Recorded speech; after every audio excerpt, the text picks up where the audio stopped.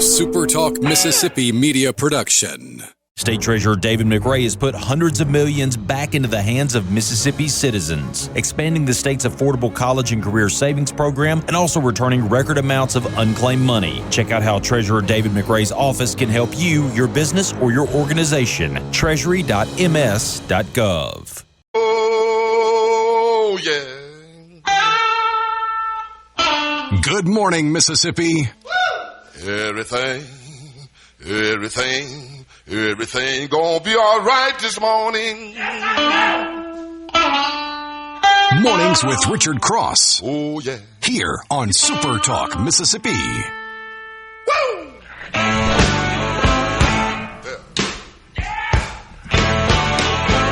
Now, when I was a young boy, at the age of 5, my mother said I was gonna be the greatest man alive. But now I'm a man, way past 21. Good morning. Welcome in to the Thursday morning edition of Mornings with Richard Cross. Today is July 9th, 2026. We are just around the corner from the weekend. Alongside Lance Tolbert, I'm Richard Cross. Mornings is brought to you by Community Bank. Online at communitybank.net. Community Bank, rooted in our community. Lance, good morning. Good morning, boss. How's it going today? Getting ready for the big weekend, or is it kind of going to be a laid-back one? I think it's going to be a laid-back weekend. Nice. I think. Yeah, you kind of need to get as many of those in as possible. Football is a-coming, brother. And I know you're going to be real busy looking in the rear view. Train coming. Looking in the rear view, going, man, I could have had a couple of laid back weekends, but I just didn't do it. Got a few more left. Got a few more left before we jump into the grind in the fall. Such a fun time of year, but we haven't been out on the lake yet this year. Hoping we get a little time on the water. Hoping. You better get her done. That's right. The clock and the calendar slows down for no one. Time marches on and all of the cliches. Now, Lake, you're talking about getting out on the tube and, having a big time, or are you more like sticking the feet in the water, fishing, cracking open a cold one? Kids like a little more adrenaline than just that. Now, Obi loves to fish. Fishing's boring when you're a kid. It sure is. Obi loves to fish. In fact, we've got a family group message, and my father-in-law sent a message yesterday, said that he had found a spot for Obi that where they were catching fish, and he'd be happy to take him. So I think that was met with some excitement. So, yeah. I never really got into the fishing much as a young kid. Now, Obi's a little older, but my grandfather, we had a cabin out on the north end of the reservoir with some other families it was my grandfather's. And I always loved going out there, and going on the boat was much more fun. But once he would stop and start fishing for a minute, I'd get a little fidgety, as a young man. But as I got a little older, I started getting into it. I don't think those mix. I don't think you can take kids out on the boat to tube or ski or whatever else and then stop to fish. Yeah, well, we didn't do the tubing back then. It was, you're up at Cane Creek. Man, there were gators everywhere. And as a kid, though, always, it was great, getting to hang out with Granddad. But I wasn't big on the fishing, though. No, I would have much rather been on a speedboat, scooting and popping across some waves, a tube under me. But, I got to where the taste of fishing it just took me into my 20s probably. Late teens, early 20s. It's interesting to me that you say that about kind of being not as much into fishing. I don't know what exactly it is. I've got a couple of theories.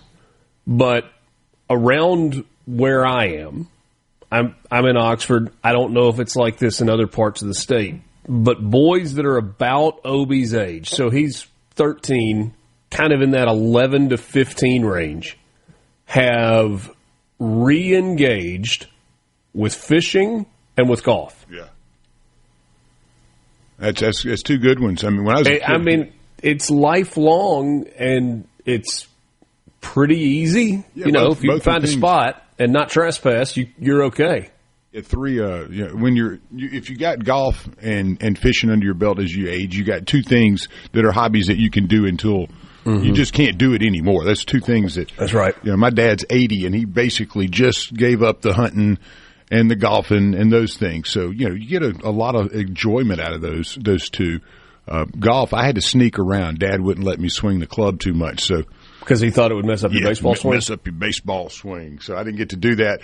In a family of golfers, the whole mother's side of the family, and then everybody on my dad's side, other than him, were golfers. And so it was hard, to resist the golf urge. So whenever he would leave in the summers, I'd go get his bag out and pull the clubs out and hit around and have to get it all picked up before we got home so I didn't get in trouble. Then get in the batting cage, so it was always fun. Of course. Trying to get in the golf round around the yard before Pop showed up. Kind of like this message on the C Spire text line. The anticipation of fall is almost as good as the season itself. I think that is exactly right. I mean, you couldn't have said it any better. I like that. Mm-hmm.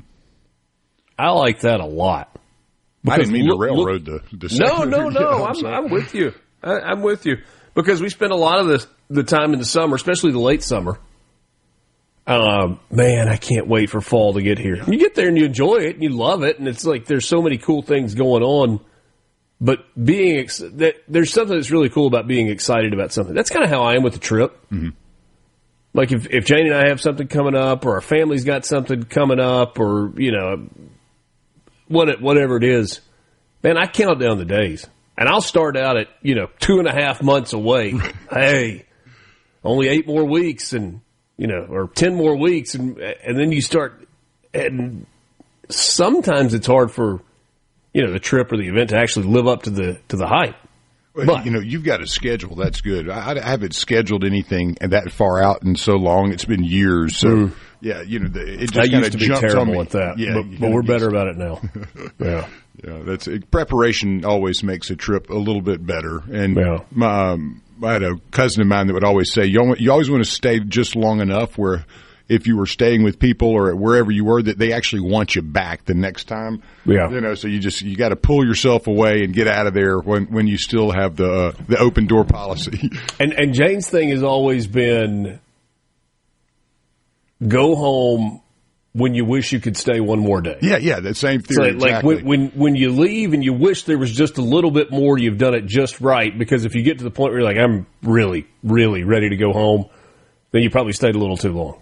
Mm-hmm. Richard, are you a Sardis man or a Bay Springs Pickwick guy? Sardis, man. Sardis is awesome. Something special about Sardis. I know it's kind of brown and kind of muddy, and it's kind of special too, man. Sunsets at Sardis Lake are special. Something about that long lake, man. It's just beautiful. I love it when the water goes down and you can actually get out there and hike around and get down to the Tallahatchie a little bit. And it's a very unique place. Really is. Great place to ride four-wheelers. Oh, yeah. In the fall, as we look forward to the fall. I'll tell you. It's not going to feel like fall today, in fairness. Probably not.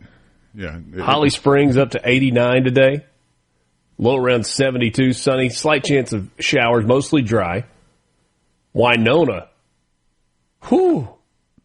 96, 97 with a heat index up to 109 today in Winona. 74 tonight for the low. Mostly sunny, 30 to 40% chance of showers and thunderstorms, mainly this afternoon. It's going to be hot and humid. Bay Springs, 92 for your high today with a low around 74, partly cloudy. Isolated thunderstorms later in the day. Long Beach, 93 for the high, 77 tonight overnight low. Partly cloudy with a low chance of showers. Humid and have that coastal influence overall across Mississippi. Hot, humid, heat indices in a lot of places back into the triple digits with scattered afternoon thunderstorms. Sometimes the few minutes before those storms hit are really nice. Get a little breeze, a little cloud cover. It's like, whew, just got a break. And then the thunderstorm pops, and then is gone, and the sun pops back out, and You're cooking with peanut oil at that point. Yes. Somebody said Sardis and Grenada. It doesn't get any better. No, well, that was the thing when I really got into fishing, was starting to fish all of the watershed lakes that are north and east of Oxford out there in the Holly Springs National Forest. was it Hatley and Cypress and all those little bitty lakes. And that's what got me going. I was like, oh, man, you know. Some good spots. Well, they're beautiful, too. And they were all kind of remote, and we had to find them. And back then, maps were hard to come by. So it was kind of like an adventure. Yeah. But, yeah, that's what got me into it. Tom Hanks was born on this day in 1956. One of the most talented actors of a generation. Iconic roles like Forrest Gump and Castaway and Saving Private Ryan and so many others. He has won multiple Oscars in his career. Tom Hanks, 70 years old today. Wilson! One of those guys where you seem to be best served to celebrate his acting from his politics. Sure, yeah. You got to just enjoy the work he's done on the screen because he's excellent. Courtney Love, 1964, the singer, songwriter, and actress, lead vocalist of Hole and the widow of Kurt Cobain. It has been a troubled existence for Courtney Love through the years, but happy birthday to her. Jack White, singer, songwriter, musician, producer, frontman of the White Stripes, and known for his work on solo projects also. Jimmy Smits, actor known for his roles in L.A. Law. Had a great theme song on L.A. Law. Yeah. NYPD Blue, The West Wing, Star Wars prequels. Jimmy Smits, 71 years old today. Just getting started with you. It's Mornings with Richard Cross on SuperTalk Mississippi. We're back after this. Grandpa had 'em too.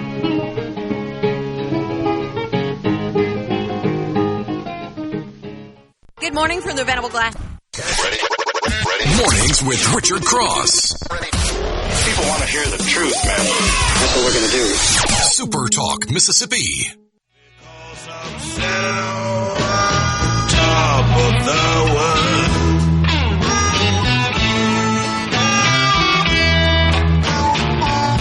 One summer day, she went away. She gone and left me. Thanks for joining us. This is Mornings with Richard Cross on Super Talk Mississippi, presented by Community Bank, rooted in our community, communitybank.net. Love hearing from you, and the best way for you to do that, to connect with us, is on the C Spire text line, 601-879-4395. Tax-free weekend is this weekend, starting tomorrow through Sunday the 12th, and it's even better at C Spire. Get the best deals and skip the taxes on any new phone. Shop now at cspire.com or visit your local C Spire store today. John Tesh was born on this day in 1952. The American musician, radio host, and television presenter, known for Entertainment Tonight and his instrumental music. He is a really, really talented musician. And though maybe not his best work, probably his most recognizable work is Round Ball Rock. Are you familiar with? No, just say it. I bet you are. What we got here? Round All right, Ball so Rock. this year, I'm looking it up. the NBA on NBC returned. And if you go back to the days when the NBA on NBC was a thing, the theme song, the music was Round Ball Rock. And they did a completely remastered, re-recorded version this time around, used it for a lot of promos, and they featured John Tesh in it. Released in 1995. Yeah. So they're still using that song for the NBA, and or at least they brought it back and recut it and everything. Yeah, NBC lost the rights to the NBA for a long time, and so they got away from it. But yeah, it's back now. It's back. That's And really cool. It's really good. Some of the promos were cool. I'm sure if I hear it, because that was the time where I was actually watching the NBA. You know, the 90s. Mm-hmm. I remember the song once I hear it. I'll see if I can get it for you. I got it pulled up. You know, I gotta at some point pay whatever the premium thing is to make the stupid ads go away on YouTube. They could be a little annoying. Here you go.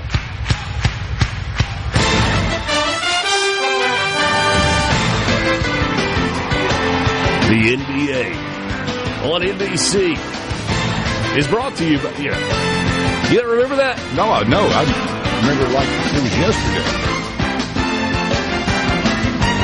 That's This iconic. Christmas Day matchup between Michael Jordan and Magic Johnson, the Bulls and the Lakers, coming up next. Man, sounds like you've done that before. Or something along those lines. That is awesome, dude. But I mean, that's the theme music that takes me back to Michael and Scotty. Yeah, and that to was Barkley and Bird and to Magic and, whomever. I ran out of alliteration.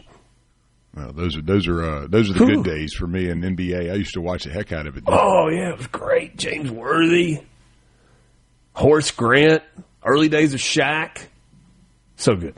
So good. All right, that's just out of nowhere. John Tesh, happy birthday. Frank Wright, American free jazz saxophonist born in Grenada, Mississippi.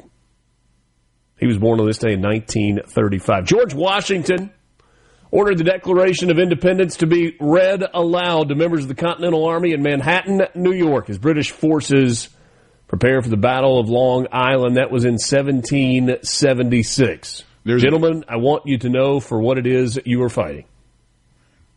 I can't. I just put myself in those shoes and try to think it through, watch a lot of documentaries of that time period. And, I mean, just remarkable people, really. Mm-hmm. I asked you the other day, I said, I was watching a podcast, and one of the questions that was thrown out was, had the revolution never happened, had independence here never actually taken place, who would have been the founding father that everyone would have remembered? Yeah, and I said Ben Franklin would probably be the one, and you said Thomas Jefferson would have probably been remembered well. But it just puts it into perspective how big what they did was at that point. I mean, can you imagine George Washington, the Brits are getting ready.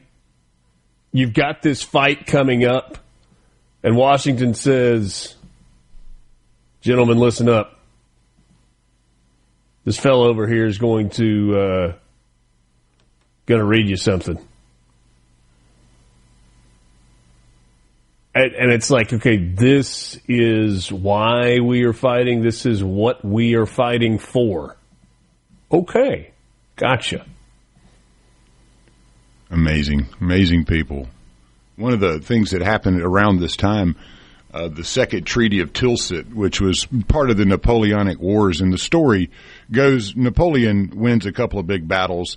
Now France and Russia are now they're allies, and so to celebrate this, he sends his chief of staff out along the countryside from his estate to to set up a rabbit hunt. And so the chief of staff goes out and buys like 3,000 rabbits, brings them back to the estate. Napoleon's getting fired up about the rabbit hunt that's ensuing after the treaty signed. And so they get out on the hunt, and all of a sudden, all the rabbits are let out. Well, they're domesticated. So they all start running toward the actual soldiers instead of away from them. So the hunt turns into a slaughter. So many that they report that the number of rabbits had stacked up so high that Bonaparte had stood on them to get in his carriage to run away. And so the story goes, this great rabbit hunt turned into a massacre. And the story never came out for decades until his memoirs were published. So it's actually a true story, but very interesting twist on a treaty signing. Yeah. The rabbit hunt afterwards. It turned deadly. Well, that's incredible. I mean, I can just see some guy pulling his spectacles out and standing up and saying, gentlemen, when in the course of human events it becomes necessary for one people to dissolve the political bands which have connected them with another, we hold these truths to be self-evident, that all men are created equal, that they are endowed by their Creator with certain unalienable rights. All this going on, too, at the time where you have so much going on in Europe. I mean, 1807 is when we're talking about when Napoleon, 1776, about 30 years. I mean, so all the things that are, really compressing in time and history at that point are so huge. Mm-hmm. 14th Amendment was ratified in the Constitution on this day in 1868, granting citizenship to anyone born or naturalized in the United States and providing equal protection under the law.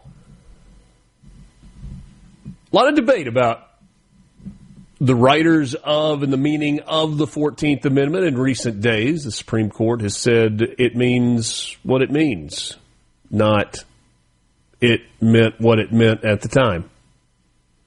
First Wimbledon tennis championship began in London on this day in 1877. Spencer Gore won the initial title.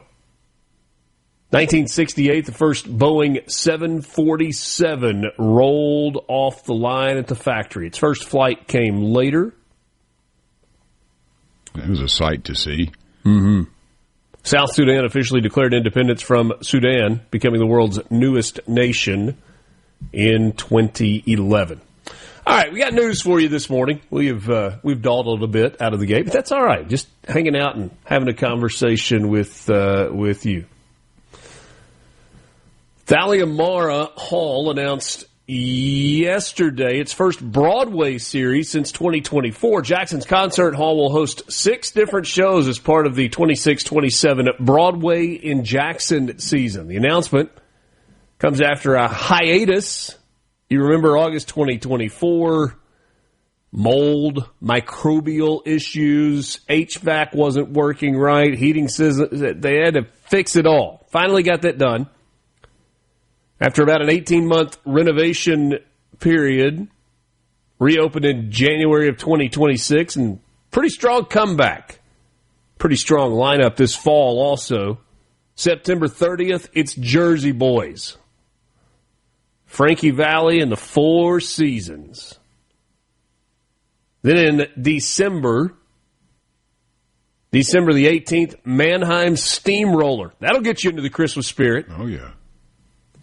How about this? Next March, The Price is Right will be in Jackson. I need more details on that. Are we talking Drew Carey? That's going to be wild. Next April, percussion sensation Stomp.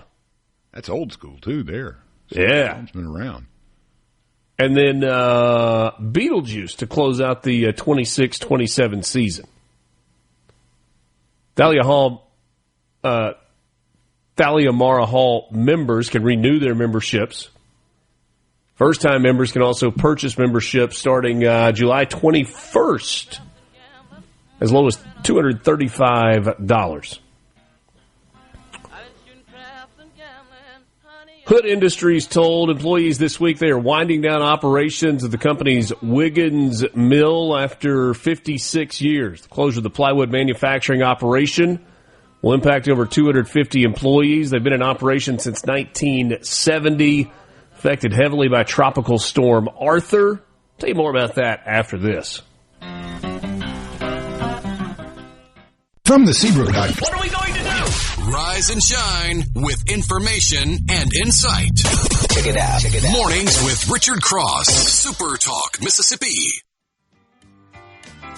Well, I ain't superstitious, but a black cat is crossing my train. Well, I ain't superstitious, black cat is crossing my train.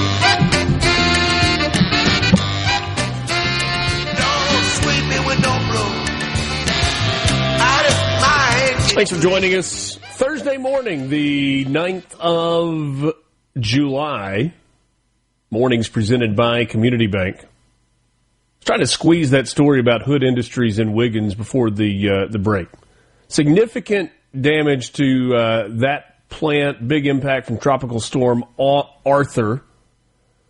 The Wiggins facility has been in operation since 1970. It was acquired in 1984 by Hood Industries. Company management is meeting with affected employees over the coming days to share other employment opportunities with Hood Industries at other sites. They operate 3 other sites in Mississippi, one in Beaumont, one in Waynesboro, and one in Silver Creek. And you may remember about not quite a year ago, the company announced their plans to invest $245 million to construct a new advanced sawmill in Wayne County in multiple phases on a site adjacent to their existing sawmill. The new mill slated for completion by October of 2026. So bad news, good news, kind of all rolled into one. An update on a story from last week, I guess early this week. A suspect shot by Biloxi police officers following a multi-agency chase has died from his injuries. Brian Switzer is the Harrison County coroner. He confirmed to several media outlets that Malcolm Matthews, a 39-year-old of Biloxi, died July 3rd at the University of South Alabama Medical Center in Mobile. Multiple gunshot wounds. His body was sent to the Mississippi Forensics Lab for an autopsy. Just before noon on July 1st, officers with the Gulfport Police Department began pursuing a U-Haul van traveling at a high rate of speed after the driver allegedly fired shots at a Gulfport Police Department substation. They later terminated the suit. Biloxi picked up the chase. They attempted to stop the van. Chase ended at the West Biloxi boat launch near Treasure Bay Casino and Hotel. Matthews fired a weapon at officers, prompting them to return fire. No law enforcement officers injured in the incident. And did you see this story yesterday? National story. I know we normally give you Mississippi headlines. So you had the pomp and circumstance a week or two ago about the new Air Force One. Right, this is the retrofitted 767 that was donated to the United States from the Qataris. And they rolled it out, and look, it's a beautiful plane. It is a gorgeous plane. But the Secret Service advised President Trump not to leave the NATO summit in Turkey on the newer Qatari-gifted Air Force One, instead suggesting, forcefully I'm assuming, that he fly on the older Air Force One model out of an abundance of caution for a potential threat from Iran. Trump initially said that the Qatari plane was sent earlier to RAF Mildenhall so that it could show it off to our servicemen members and give tours of it. Felt like kind of a bad smokescreen.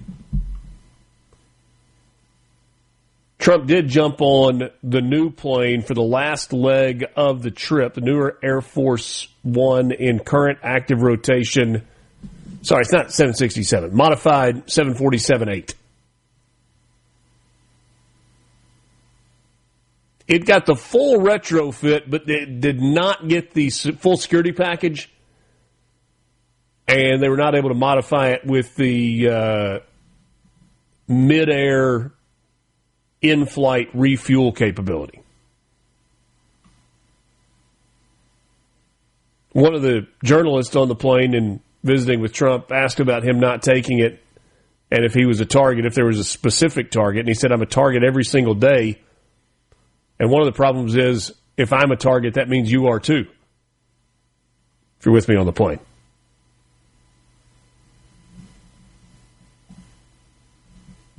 Gorgeous plane. Got to be careful with it. And the fact that Iran was mad and they were shooting missiles all over the Middle East probably made it, if it didn't have the same defense capabilities, not a great plan.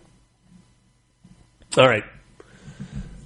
Morning sports update brought to you by Pearl River Resort, online at pearlriverresort.com. Pearl River Resort is your home for family fun, casino thrills, and live entertainment. Yesterday, the preseason all-SWAC teams were announced. Mississippi pretty well represented. Jackson State entering year 4 of the T.C. Taylor era in Jackson. Defensive back Cam Salas named preseason SWAC Defensive Player of the Year. He was a first-team all-SWAC preseason honoree. Last year, 2 interceptions, holding opponents to 19 points per game. So the preseason Defensive Player of the Year. On the offensive side, offensive lineman Quavion Davis and wideout Nate Rimbert were first-team all-conference selections. Alcorn State with a pretty good group of first-team honorees. Offensive lineman Cameron Rogers defensive lineman Eric Thomas Jr., and punter Demetrion Duval, all first-team preseason all-SWAC. And for Mississippi Valley State, remember Terrell Buckley in year 2 as the head coach there. Linebacker Douglas Franklin, preseason all-SWAC. Mississippi Valley will begin their season on August 27th against Nichols. Alcorn will get started August 29th against Miles. Jackson State opens their season August 29th against Tennessee State. That's, what month? And about 51, 52 days from now. Getting close. This will be here in just a second. Mm-hmm. We've heard a lot about NIL in college sports, name, image, and likeness, the money flowing into the specifically college football.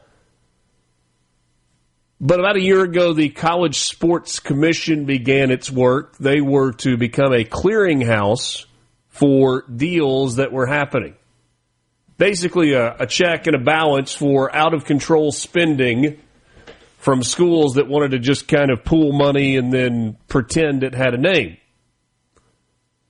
NIL Go is the platform. It's operated by Deloitte as an assessment arm of all independent NIL deals over $600, has approved about $355 million in NIL agreements since it launched in June of 2025. However, they have also said no on nearly $90 million in NIL deals. That's about 25% of what's been approved. That's a lot of money left on the table that schools were willing to pay, but the rules said no. Through a January memo sent to athletic directors, the College Sports Commission addressed serious concerns about some of the NIL deals that have been submitted, especially those that did not appear to have a valid business purpose, held a player's rights in the future, and failed to match the standard of fair market value. Wow. Yeah. I didn't even know this was going on. I'm so glad that you covered this story. There you go. $90 million, too, on the table. How do you think some of the kids that were promised that are feeling like? What? Not great. Yeah. Oh, what happened here? Not great. Fresh off of winning the first softball national championship in program history, Pearl River Community College's Christy Meeks has landed a new opportunity at South Alabama.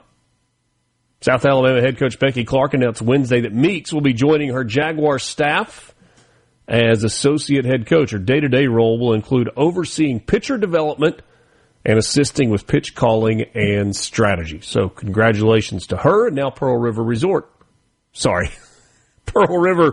Community College. Got to find a new softball coach. It's Abbott. That is your Pearl River Resort sports update this morning, brought to you by Pearl River Resort online at pearlriverresort.com.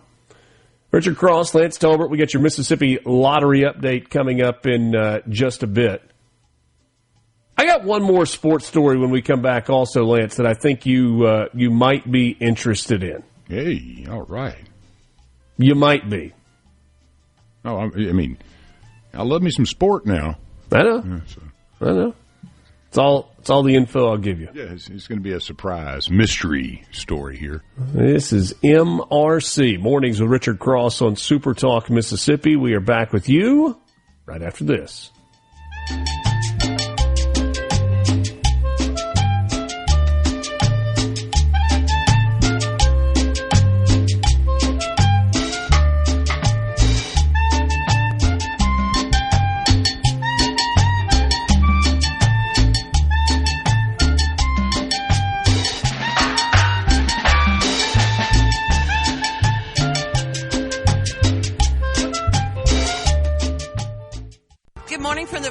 How's it going, man? The news you need. Every 10, 15 minutes, there's something. The talk you love. They really talk about the things that matter. I'm into all that stuff. Mornings with Richard Cross. Super Talk, Mississippi.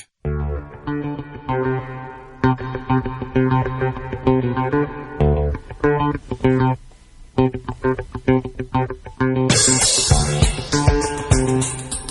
Thursday, July 9th, 2026. Alongside Lance Tolbert, I'm Richard Cross. We are glad to have you along for the ride. There was no Powerball winner last night, which means the estimated jackpot for Saturday night's drawing is now $457 million. The estimated cash value now over $200, up to $205 million.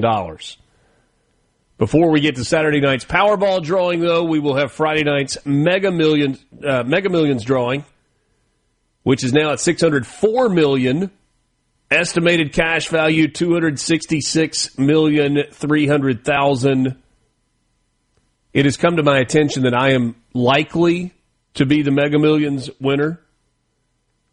But next week is going to be a busy week at SuperTalk Mississippi, so I fully commit that I will be here next week. Good. Yeah. Yeah. Good for me. I mean, I would love I don't know how to win long, the big money.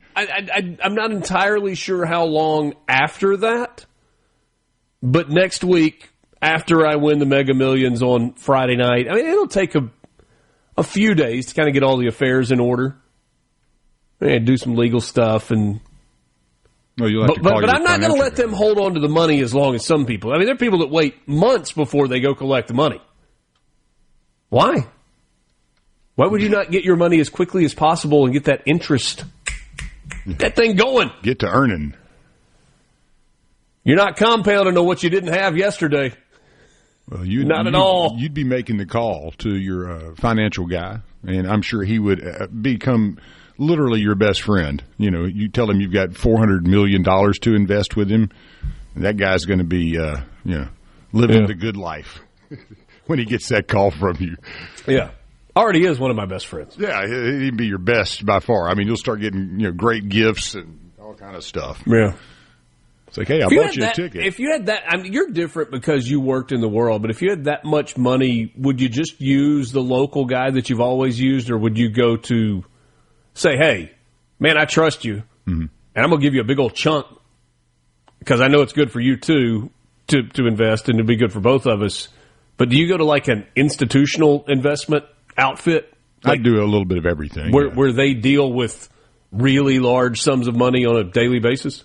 I mean, I'd probably do a little bit of everything. It's kind of like I always worked in all different segments of the market kind of holistically, so knowing a little bit about everything can be dangerous as well. So I'd probably find a group for any specific type of function. If I wanted to do some options plays, I would use an options outfit. If I wanted managed money, that kind of stuff, I would. And then you got managed real estate and all kinds of different sectors. So probably do it that way instead of just handing it all to one person. But on the other side, if I had a local guy that I trusted. I mean, you don't want to hand your entire fortune to Bernie Madoff. I mean, it doesn't feel like that would be a great plan. Yeah. That's kind of from my experience, just trying to breaking it up a little bit, but definitely rewarding someone that has been loyal and has done a great job. Yeah, of course. No doubt. $5 Big Money Riches scratch-off winner. Clinton man won $100,000 on a ticket from Easy Stop in Clinton. That is your Mississippi Lottery update. Mississippi Lottery update brought to you by the Mississippi Lottery, online mslottery.com. Be sure to download the Mississippi Lottery app. It is free. All right, I told you that I had one more sports story for you. Here it is. The Big 12 is the first conference to sign a conference-wide jersey patch and field logo deal. There are some individual schools that have done jersey patches, individual schools that have done field logos. That's something that in this new era of how do we generate the most revenue that schools have been looking to monetize. The jersey patch is considered to be the highest dollar real estate. The field logo is kind of next. I have read some numbers for SEC schools that they say, look, if you're going jersey patch, especially across all of the sports, that's probably about a $5 million annual investment. That's what they believe that's worth. A field logo adjacent to the 50-yard line, probably 2 of them on the field for football, and then court logos for basketball and baseball. You're talking $2-3 million. The Big 12 signed a deal with Monster Energy. It is a $20 million deal that includes green Monster logo energy jersey patches in football, men's and women's basketball, and I think baseball also, and field logo in football, court logo in basketball. For $20 million. For all of those teams in the Big 12. A fraction of what we have heard about valuations. It's kind of be interesting to see if they completely sold themselves short. It sounds like a great deal for Monster. Green logo coming soon. The views and opinions expressed by the hosts, guests, and callers on this show are not the opinions of TeleSouth Communications, its management, or advertisers. Coffee, conversations, and clarity. What a great way to start your Mississippi day. Mornings with Richard Cross on SuperTalk, Mississippi.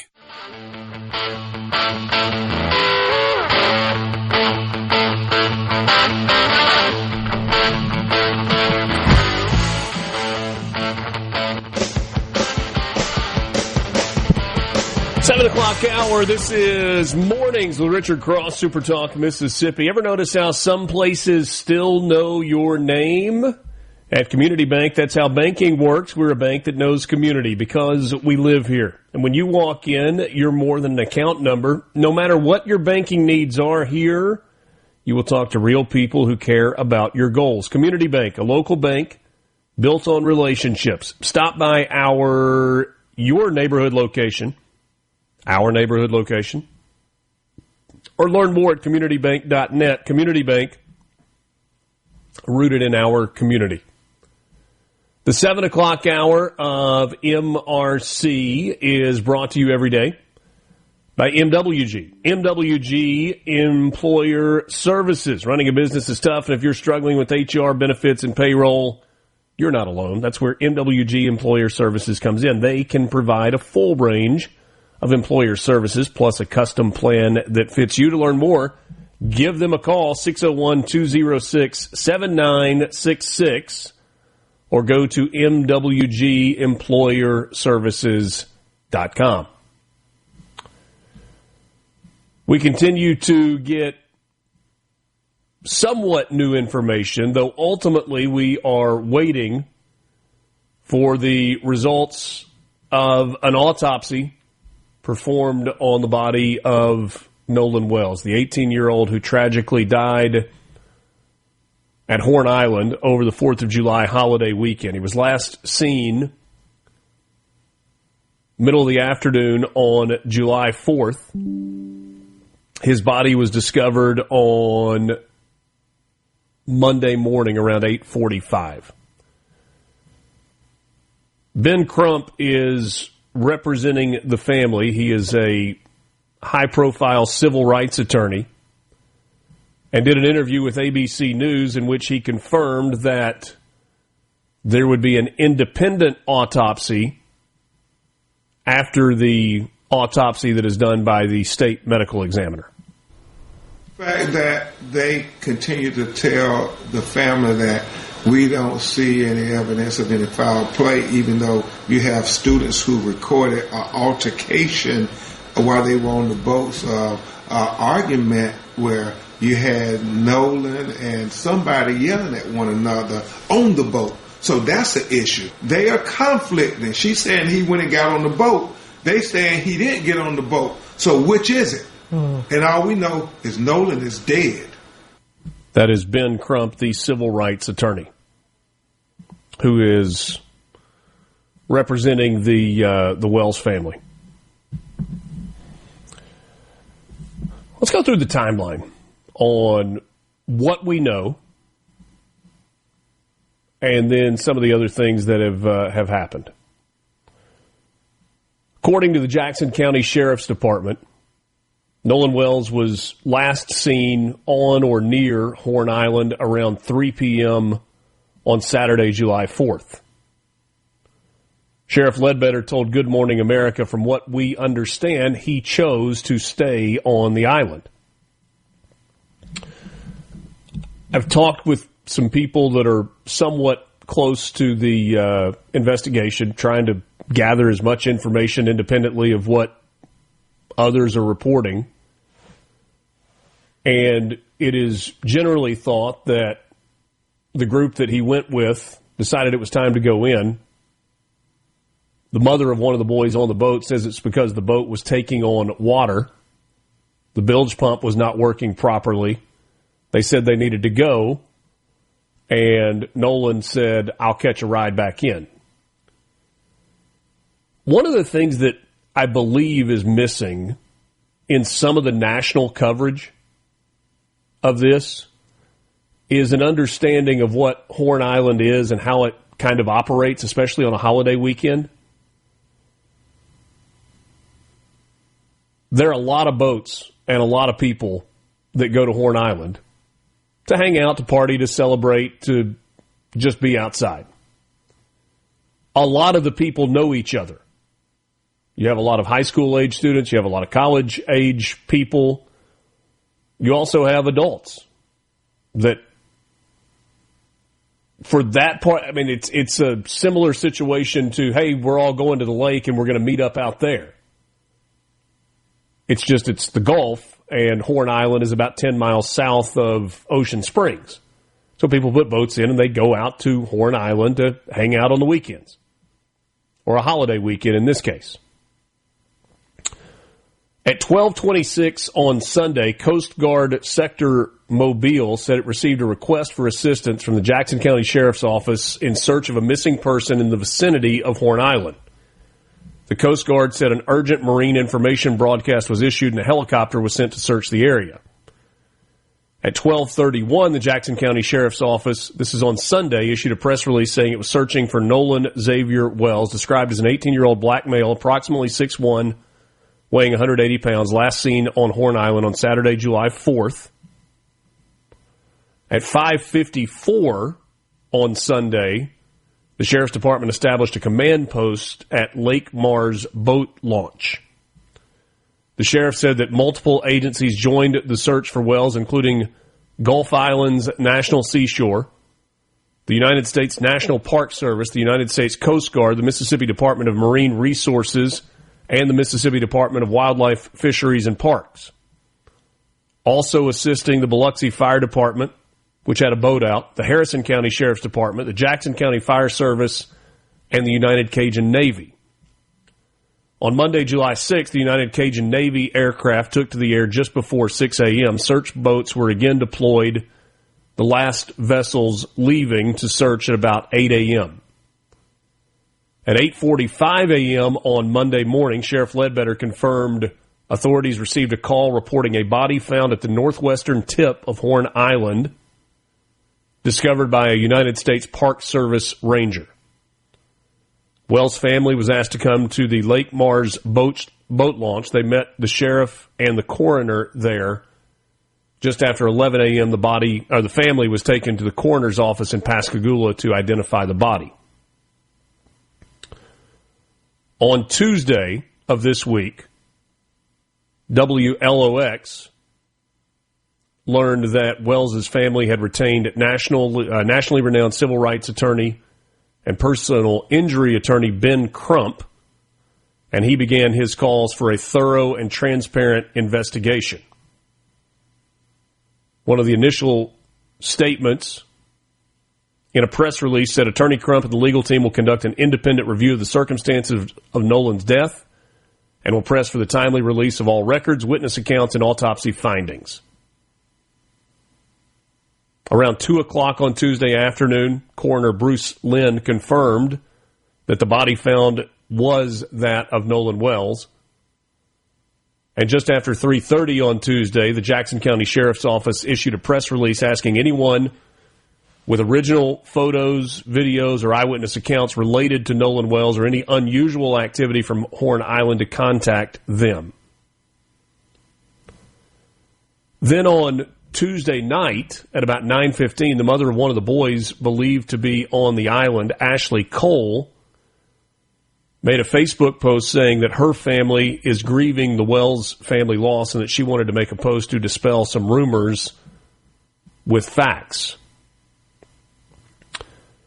She said in part in this post, "Our son, Warren, loved Nolan dearly. Unfortunately, I feel that it is appropriate for our family to dispel some rumors with facts based upon the social media attention that is being diverted away from the Wells family and their loss. Yes, I deactivated my Facebook. Given the very heightened emotional state of social media right now, I fear for the safety of my child and my children. My husband and I have 6 children. We covet their privacy." Ashley Cole goes on to write, "I graduated high school with Christine Wells Wansley. We are from the same community. I have the utmost respect for her and all the Wells family. We mourn the loss of Nolan with them. My husband and I were not at Horn Island at any point on the 4th of July. No one in our family is trying in any way to impede with the investigation by law enforcement or to otherwise hamper the family and law enforcement's quest for answers. Warren was interviewed," this is her son, "by the Jackson County Sheriff's Department and cooperated fully. He last saw Nolan around 3 p.m. on July 4th. They left around 4:30 p.m. when the boat was taking on water and they had an issue with the bilge pump. Nolan made a decision to stay on the island and return inland later with another group of friends." She also says, "Yes, I am a judge. I also value transparency. I apologize if anyone was offended that I deleted my social media. There were no nefarious motivations in my deleting of that. Social media has a lot of positives, but a whole lot of negatives. My family is hopeful that this information will help to redirect the attention to the Wells family."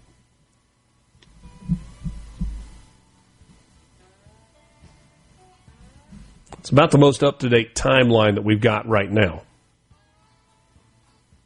On yesterday, Ben Crump told ABC News Live that Nolan's body will be flown to Washington, D.C. for an independent autopsy and that investigators from his team are conducting interviews with witnesses. From the Venable Glass Traffic. You're waking up to what matters. Mornings with Richard Cross on Super Talk, Mississippi.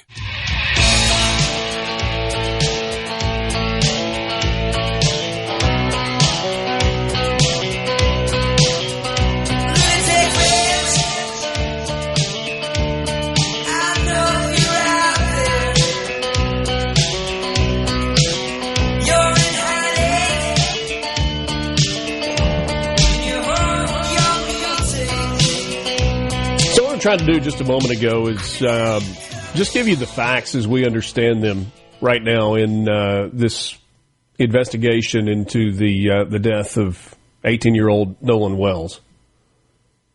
Good reporting from WLOX on the coast, television station there that is obviously very, very close to this situation.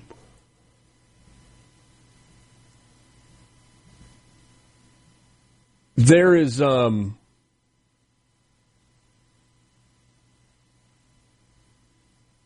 there's a disappointing sentiment, and maybe I am not perceiving this correctly.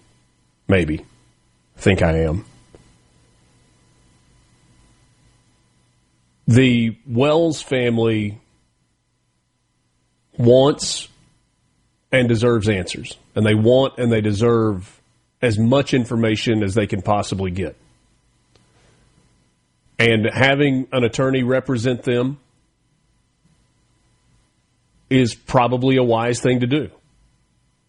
Having an independent autopsy happens all the time, especially in high-profile investigations and cases. But there is this sentiment that exists in social media spaces that has to jump to a final conclusion before all the facts are gathered and all the information is gathered. There's a video that's floating around with an alleged argument that's taken from a boat with an argument that allegedly is happening a long distance away. It's hard to tell who's talking. Purportedly, it's an argument between Wells and his friends.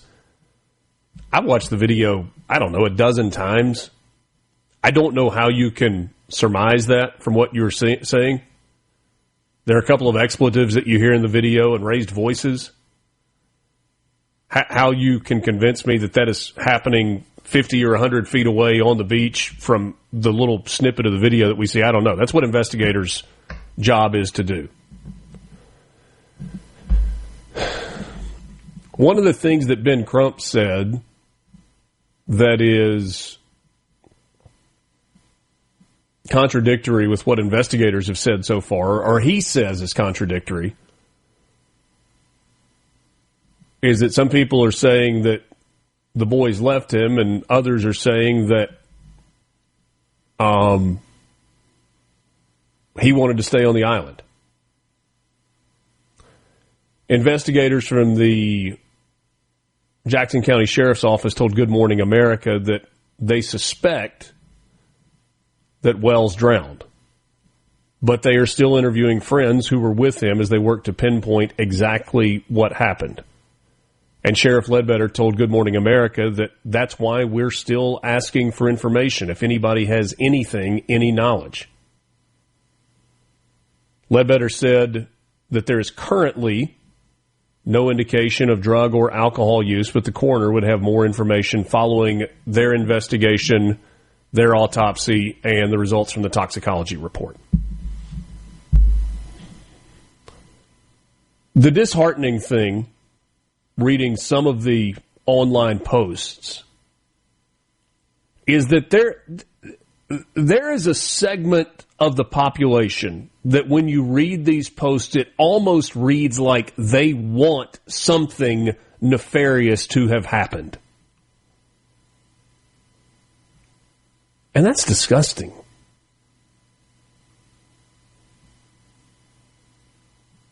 I don't know how you can look at this and hope for any outcome other than a tragic accident. I had someone tell me that there are a lot of people that are stuck in 30 years ago. And I don't think young people existing today, I'm talking elementary school, junior high, and high school. I don't think there are a lot of young people that are given enough credit for the fact that things are so different than they were 20 or 30 or 40 years ago in terms of race relations and friendships. I've talked to people that know of or know these boys and these families and say they were genuinely friends and had been for a long time. They were teammates, they were classmates, they were friends. And I see in relationships that my kids have, it would be naive to say that kids today don't see color. Like, that's kind of one of those things you're like, oh, I don't see color. Sure, we see it because our eyes work. But I think you've got a lot of people that are, maybe even overwhelmingly so, in junior high and high school and college today, that while they see color because they have functioning eyes, they don't think about it. They just see people. And God bless them for that. But if you don't think that racism is still a big business, then you are blind. And if you don't think that there is a segment of the population that desperately wants racism to exist the way it has for centuries upon centuries, then you're blind.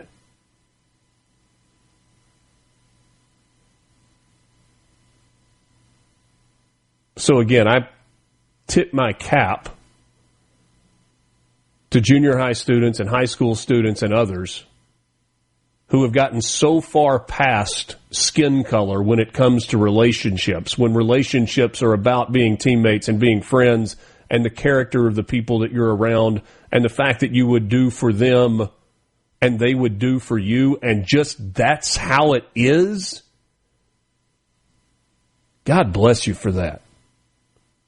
For the 10-year-olds and the 12-year-olds and the 13-year-olds and the 15-year-olds and the 18-year-olds and the 25-year-olds, and for those of us who are much older than that, who have gotten to that place, that's where we want to be. But that's not where everybody wants to be. And unfortunately, you are seeing some of that, especially in the online community, as this case carries on.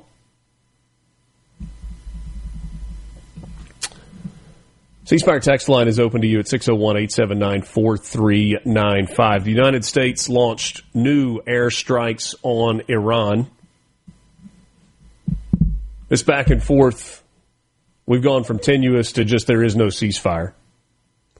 The U.S. launched new airstrikes against Iran early Thursday, and Tehran responded by hitting Bahrain, Kuwait, and Qatar in crossfire that again threatened an interim deal intended to end the war in the Persian Gulf. I don't even know if we can say threatened anymore.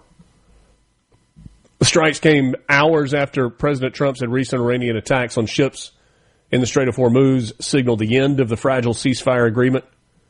The U.S. struck a variety of military sites and port facilities early on Wednesday following Iran's targeting of several merchant vessels off the coast of Oman. Thursday's attacks appeared bigger all around, with sirens sounding at least twice in Bahrain, home to the U.S. Navy's 5th Fleet headquarters. No immediate word of damage in the 3 Gulf Arab states. Kuwait's military said that it was actively intercepting incoming drones and missiles. Iran's Revolutionary Guard claimed attacks on Bahrain and Kuwait. Iranian state media reported explosions in several locations, including in Bushehr, home to Iran's nuclear power plant complex. And it feels like that is the next step.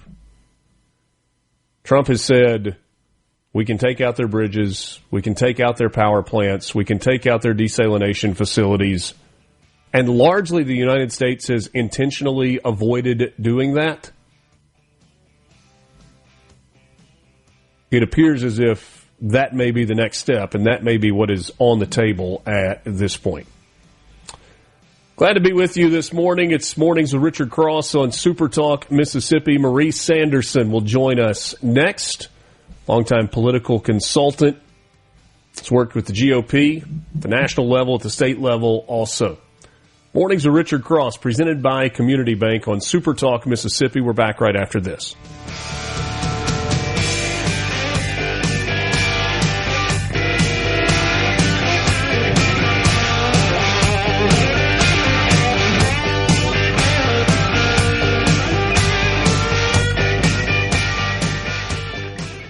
From theseabrook.com. When they ask where you heard it,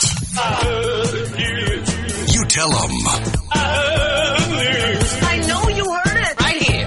Mornings with Richard Cross on Super Talk, Mississippi.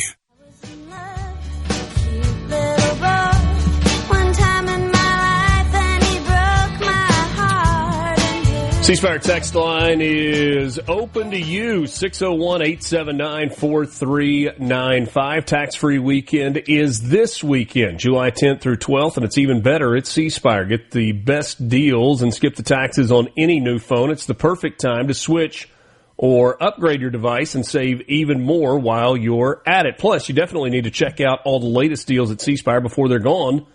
like a free iPhone 17 Pro Max or free Samsung Galaxy S26 Ultra with trade-in. Shop now at cspire.com or visit your local C Spire store today. C Spire, customer inspired. Happy to welcome in our first guest this morning. She is a familiar name and a regular guest, and we appreciate her time. Marie Sanderson joins us right now.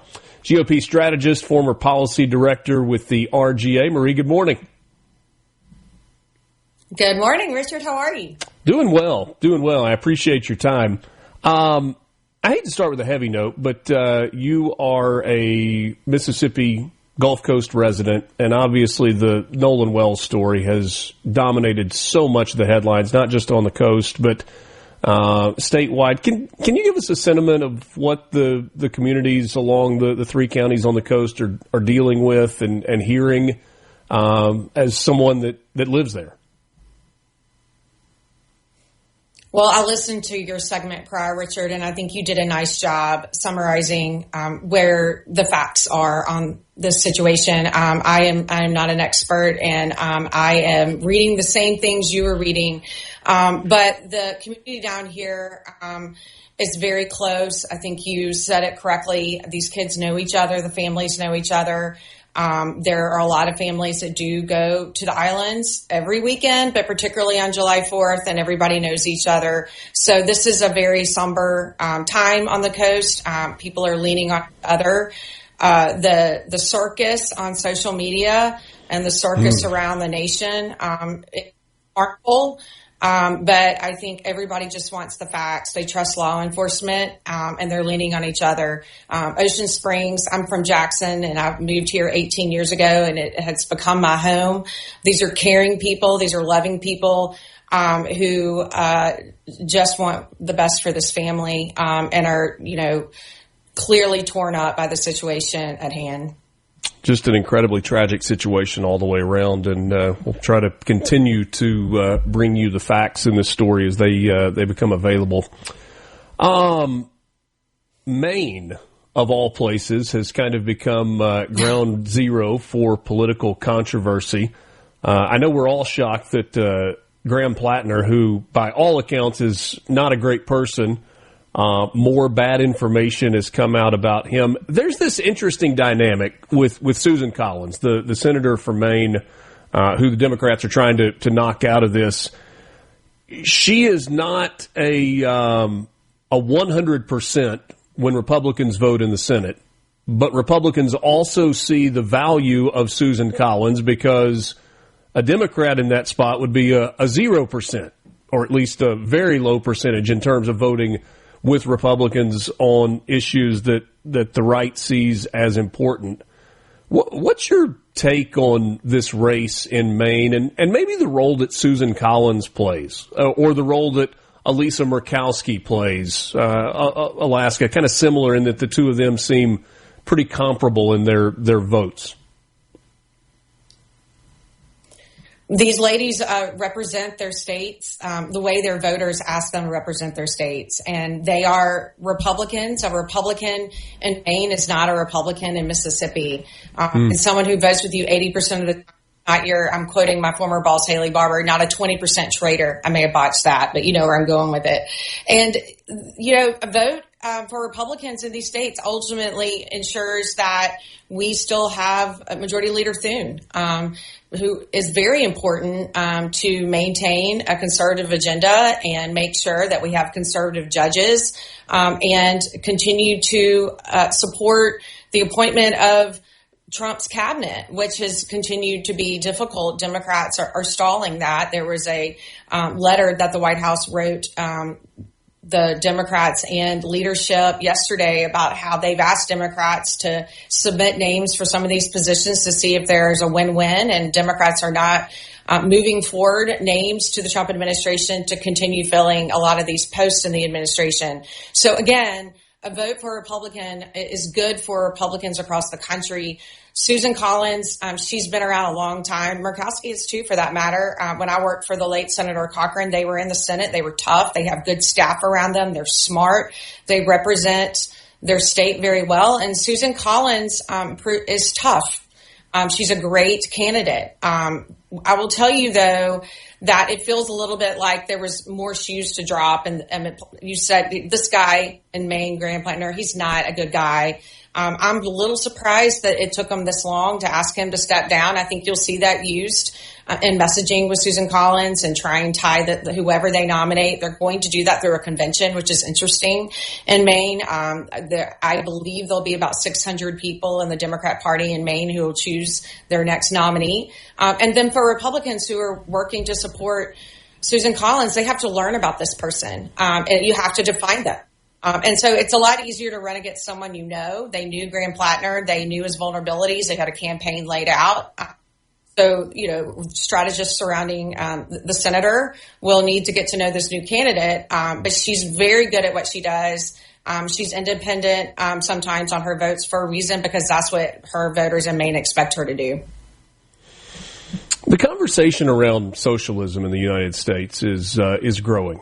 We've had some openly socialist people in Congress for a while. Bernie Sanders kind of at the top of the list. AOC generally considered to be in that. But now we are seeing it trickle into local politics, most notably in New York City with Zohran Mamdani. I came across, somebody posted this online yesterday, a quote from the late Russian premier Nikita Khrushchev, said that, hey, 60 years from now, our communism will be in your country, and we're not going to feed it to you all at one time. It's going to come in drips and drips and drips of socialism, and then you'll look up one day and it's communism. How concerned are you or Republicans nationally about this trend of Democrats supporting socialists and the transition from socialism to communism in the United States? I think we have to be very concerned, and we have to watch it. There was a poll done around July 4th about Americans and how proud they are to be an American. And unfortunately, the number is a lot lower than it used to be. And so I think I think President Trump does a great job of trying to generate American pride. But there is a gap there. The other thing that I think is driving this conversation, we've talked about universities and indoctrination. I think we have to always keep our eye on what our young kids are being taught. And the impact of socialism, that generation. Again, I think the July 4th America 250 had veterans from all the incidents that we've had over the years and gave them Purple Hearts. I believe the gentleman who fought in Normandy was 107 that President Trump had on stage, which is just incredible. We need to continue to expose our. Yeah. It was crazy, right? It was incredible. Just mind-blowing. Yeah, it was. And, we had my son Thomas is 13, and we have conversations about that. Your grandfather fought in this war. This is what this meant. And if you really reflect on how old our country is, 250, maybe it's because I'm getting old. That is not that long. And we have to celebrate and move forward and teach our children. The last is about the issues that matter right now to the electorate, our affordability, the cost of living, and the economy. And when you have those issues, it's easy for a socialist agenda to say, well, if we just do it our way, everyone will have the same thing.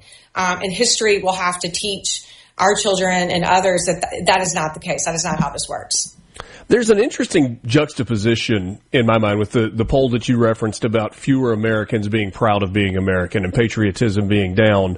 And what we just watched with the United States World Cup, where all of the U.S. matches were played on the West Coast. They were played in Santa Clara, in Los Angeles, and in Seattle. Those are Democrat strongholds, and yet you look up and you see 68,000 people standing and singing the national anthem at the top of their lungs. And you see, 41 million Americans watching these games on television, and it's like there's patriotism that's just dripping out of everybody that you see. And yet you read these polls and you're like, yeah, but there are a lot of people that hate America. It's hard to make those two things kind of dovetail. It is hard. And by the way, they were singing Country Roads too, which I thought was really interesting. They were. In California as well. The story behind that. But yeah, I think there's people stand up and cheer. I think soccer, there's probably a lot of people in those stands who love supporting the U.S. team who might say, but I'm otherwise not proud to be an American or travel abroad or whatever their politics might be. But I think this is important. I think the president and his team are focused on it. There's a lot of legislation being run in states to force the teaching of American history. And I think that's really important. Something I'm passionate about is making sure our kids across the country understand history and in Mississippi state history, how far we've come. Marie Sanderson is my guest. You got time to hang for a few more minutes? Absolutely. We'll continue the conversation after this. What's going on in Iran? And let's peek ahead to midterms and get some thoughts on that as well. It's Mornings with Richard Cross, Super Talk Mississippi, presented by Community Bank. Rooted in our community, communitybank.net. We're back with you right after this. That's how it happened, living life by the drive. From the Benable Glass Traffic. Super Talk Mississippi. You heard it here first. Mornings with Richard Cross. Here comes the news.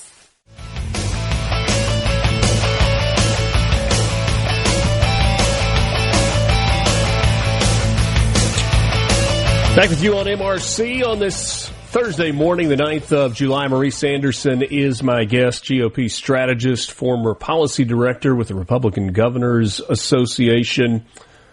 Marie, taking a look at midterms. In the Senate, there are, depending on how you count them, about 11 really competitive races. And Democrats need to pick up 8 of those 11, or 12, if they are to take control of the Senate. Most analysts seem to be looking at this and say it's probably unlikely that they win all 8 of those seats to retake control of the Senate. What's your temperature on that as you kind of look at some of these races in battleground states? Well, you're right on the numbers. There are 11 competitive states, and Democrats do need to pick up some tough races in order to take the Senate. There are a couple of factors here at play we should talk about. First, President Trump's popularity. This is not. It's not normal for the president to be less popular, for his what we call approval rating to go down in the middle of year 2. It's quite normal. In fact, he's trending about where President Biden was. So when you ask people, when you go vote for the Senate, are you voting for the Senate candidate? Are you voting against Trump? Are you voting to balance? You get different things. But right now, there are people who are motivated to vote against the president, especially Democrats. And so that is called the intensity factor. And so the intensity factor for Democrats right now is off the charts. It is higher than it's been in a long time. And they are much more motivated to go vote in these elections than Republicans are. So that's a stat you need to look at, the president's popularity and intensity. The other thing we look at are governor's races. We need to hold some states like Texas, where there's now a competitive race. But Governor Abbott is also on the ballot, and he's very, very, very popular, and he has a lot of money. And so in that instance, when you have kind of a toss-up, if you will, and I think we do have to call that race, at least within the margin of error, hopefully Governor Abbott will help with Paxton's race over Tallarico. But again, there are 36 governor's races this year. And so in the past, it used to be when there was a governor's race, there was an 80% correlation between the governor's race and the Senate going the same way. We've seen a little bit of slippage there. We did see some of that change. There were a few states that actually went to the ballot box and voted Republican for their governor and Democrat for their Senate. We've seen a little more independence from voters as of late. But I do think the Senate is going to come down to the wire, and there are a couple of factors we're going to watch as we get to November as to what might swing these states one way or another. How closely are you watching Georgia? Brian Kemp's term as governor, I guess, is coming to an end, and that is a hotly contested gubernatorial race. You've got John Ossoff, who is up for re-election, pretty charismatic guy, 2 Democrat senators from Georgia right now, and Ossoff and Warnock. You look across the Southeast, and it's a map that's full of red. with the exception of the state of Georgia, which obviously has metro Atlanta and the surrounding counties that are such Democrat strongholds there.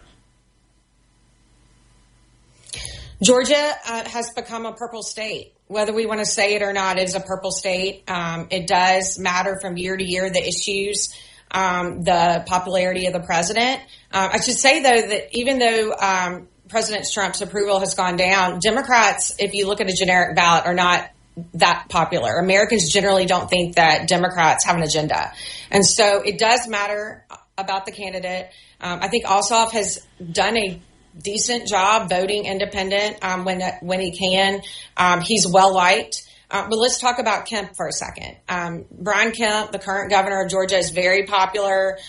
He carries a lot of sway. He's not always aligned with President Trump. That's right. Okay. But I think that he will do what he can to try and move that Senate race from the Dem column to the Republican column. But it is going to be tough. Georgia is a tough state now, particularly during. Last thing for you. I have accused myself of oversimplifying this. I've said gas prices at $3.50 a gallon, terrible for Republicans in the midterm. If it's somewhere in the $2.50 to $2.75 range per gallon, that's probably a good sign for Republicans. Gas prices were trending down, but Iran just heated up again, and now gas prices and oil prices are going back up, and the stock market is bouncing lower, at least for a short amount of time. What does all that mean for midterms? Well, you're a smart guy, Richard. I mean, that's tough. If gas prices go up, then inflation goes up, and it's hard for the economy. It's not what we want 4 months out. A day's year in politics, though. I do know that the president and his team are very focused on these issues. So obviously solving the conflict in Iran is critically important to this. I've told you on your show before, I'm not a foreign policy expert, but I'm hopeful that we can find a solution there. Because it does matter, and the economy is the number one issue to our voters, and we've got to figure that out as we head towards midterms. Marie, always appreciate your time. Great insight. Hope you have a good weekend. Thank you for having me. Have a great weekend, too. Marie Sanderson, GOP strategist, former policy director with the Republican Governors Association. It's Mornings with Richard Cross on SuperTalk, Mississippi. What can be offered to you? Mornings with Richard Cross. Information. Super Talk, Mississippi. Went to the doctor to check out what's mad. Mornings with Richard Cross, Super Talk, Mississippi. Show's presented every day by Community Bank. When it comes to money, trust isn't automatic, it's earned. That's why Community Bank does things the old-fashioned way. When you come to us, we take the time to listen to you and discuss any questions you have. Whether you're saving, spending, or planning ahead, you'll find bankers who know the community because they're part of it. Community Bank, banking designed with you in mind. Visit us in person or online at communitybank.net. Community Bank, rooted in our community. Thanks for being with us on this Thursday morning, the 9th of July. In our education system, we know that testing is a huge part of what kids are doing at school. And they have something that is called benchmark testing that happens usually early in the semester, early in the school year, to establish where a student is so that the test results down the line are able to show how far they've come. If you are a golfer and you decide to go get a golf lesson, one of the first things that your instructor will do is watch the swing that you have to create a benchmark so that you can know where you are and then look back and see how far you've come. Joining us right now is Kimberly Hughes. Kimberly is the Government Relations Director with the American Cancer Society Cancer Action Network. One of the things that we have seen recently is biomarker testing for cancer. Kimberly, is that a reasonable analogy to say that this biomarker testing establishes a benchmark for where you are so that going forward you can look at progress and figure out what you need to do based on where you are today and where you are tomorrow? Yes, biomarker testing can happen. It happens after you've been diagnosed with cancer, so they can look at your tumor or take samples and test it to see if if it has a biomarker, and if so, there may be certain medications that were developed for that specific biomarker. We often, for years hear about you have a cancer diagnosis and okay, you have radiation, chemo, and we just hope it can treat it.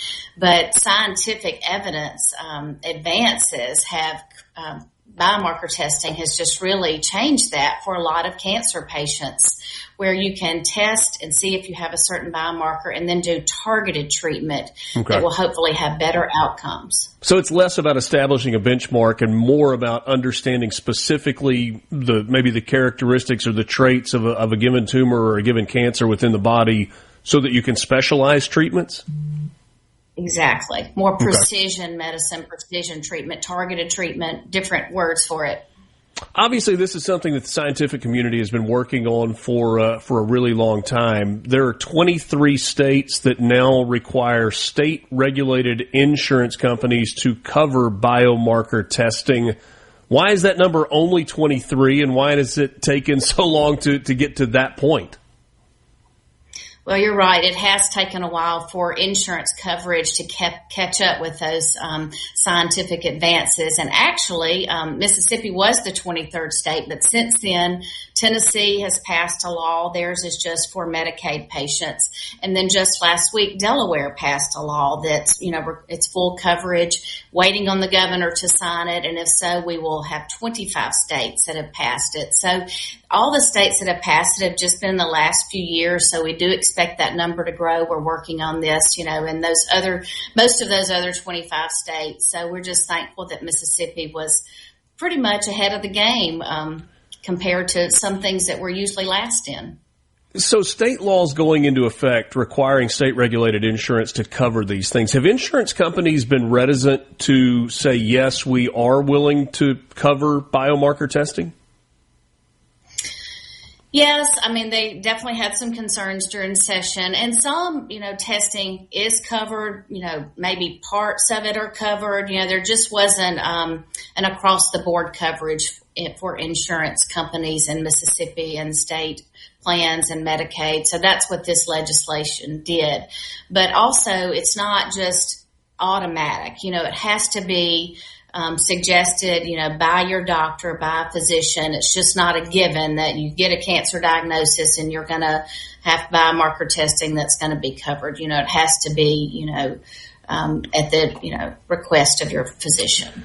Blue Cross Blue Shield is the largest insurance provider in Mississippi, or administrator in Mississippi. And years ago, they rolled out what was called the Healthy You program. And that was, you could go to the doctor and get your annual checkup, and it was covered by insurance. You didn't have to pay anything out of pocket for it. But as I understood it, the idea behind it was preventative maintenance, annual checkups, helped in terms of health outcomes down the line. Why would insurance companies not look at this and say, okay, this specialized testing that gives you a better treatment path, as opposed to just, we'll try this and it's expensive, we'll try this and it's expensive, and hope that you get to the right outcome? Why would they not be more in favor of using testing like this as early as possible? Well, that's a good question, but I think in general, insurance companies and businesses just don't like mandates, and I think they saw this as they were being told what to do. Can't really speak for them, but that's just my assumption on it. But you're right. It will save money in the long run. A fiscal note was conducted for what it would cost the state, and I think per year with the offsets, with the cost savings, maybe about $30,000 a year. So when you compare that with quality of life and the increased survival rates, it's just a drop in the bucket. One of the ugliest diseases that is out there is Alzheimer's. It robs people of their memory. It can eventually rob them of all of their faculties. It's something where research has been in the works for decades now. How does this biomarker testing factor in with early onset Alzheimer's and some treatments that might be able to either slow or even cure that dreaded disease?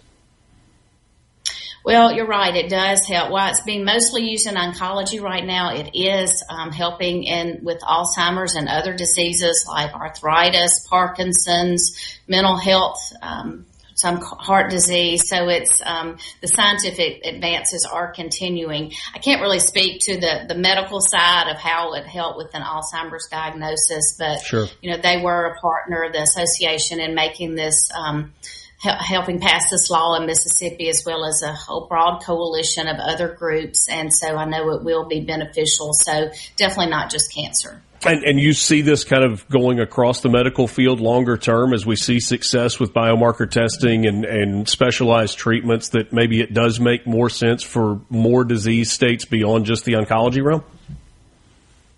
For sure. The list is continuing to grow of groups that are signing on to help with this legislation across the country because they do see the benefits from it. I'm assuming these state laws would not be going into effect if there wasn't clear evidence that this is working and working well. Is that reasonable?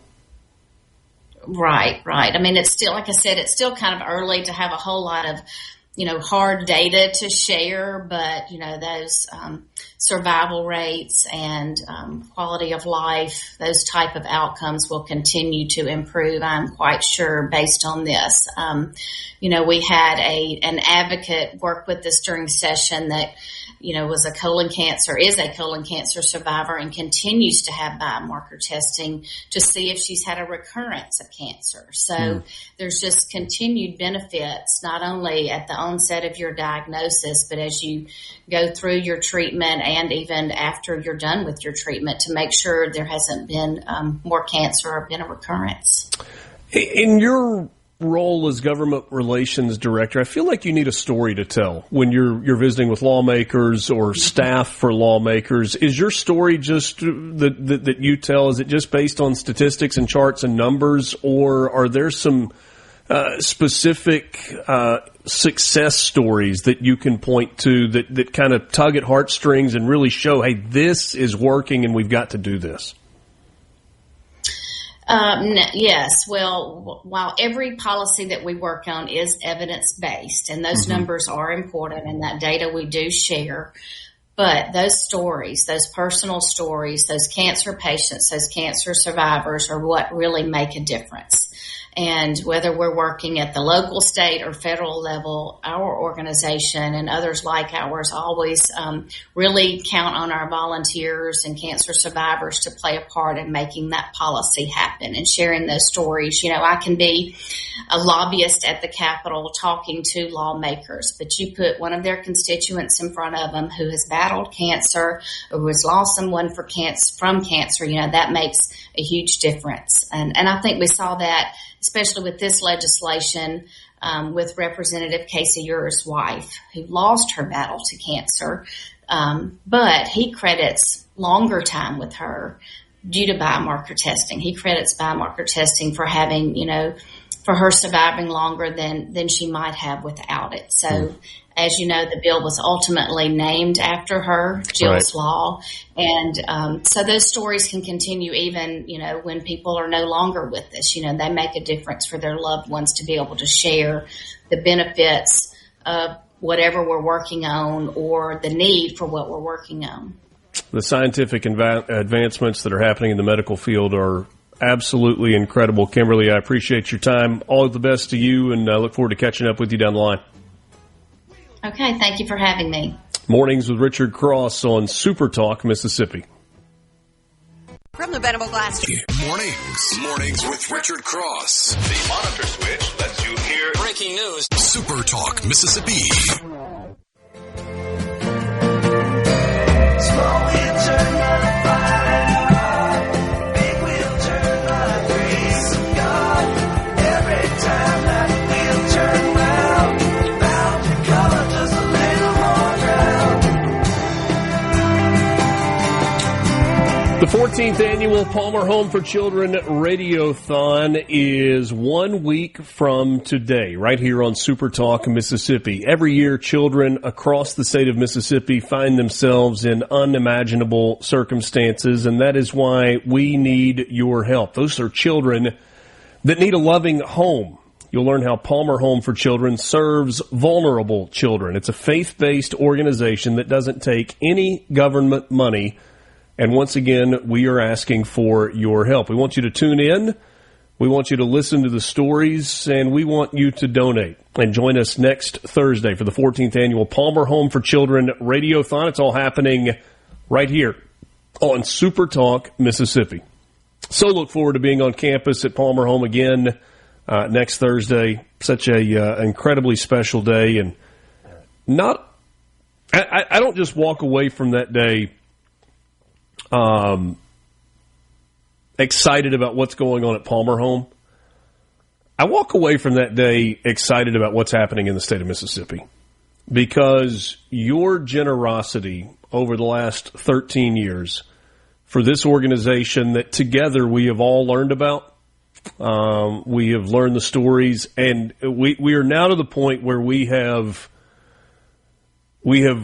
grown up together with some of the kids at Palmer Home, who, when we first started doing this, were 4, 5, 6, 7 years old, and now have worked their way into high school or through high school or into a college setting or whatever the next phase of their life is. And it's been incredible to watch. And we're excited about being there with you again next week for the Palmer Home for Children Radiothon right here on SuperTalk, Mississippi. Tomorrow, Sports Talk Mississippi will be on the road in downtown Corinth for the annual Slug Burger Festival. One of the really cool events of the year that happens in the state of Mississippi. Music, fun, and of course, slug burgers. I'm envious. Lance's stomach is grumbling. I would just tote the luggage for the boys. You ought to jump in the car and join Hey Dad for that one. That would be a nice one. Yeah. And then looking ahead a couple of weeks from right now, starting Monday, July 20th, it's SEC Media Days. And once again, Sports Talk Mississippi will be there live in Tampa starting Monday, July 20th. Yes, Tampa. I was going to ask you, that's new, right? Yeah, it is. It is. I saw somebody put a graphic together that said Tampa is closer to Havana, Cuba, than it is the average distance to all of the SEC schools. Ooh, is that some foreshadowing? Maybe we'll have the University of Havana be the next SEC member? I don't know that is on the bingo card, but we'll keep an eye on it. Our SEC Media Days coverage is brought to you in part by Pearl River Resort, by Cannon Motors, by Mississippi Farm Bureau, and by Trustmark Bank. So that'll be good. Hey Dad and Borky will be there. It's going to be the first time in, let's see, I guess there was not an event in 2020. I think it'll be the first time since 2010, outside of that 2020 event, where I've not been at SEC Media Days.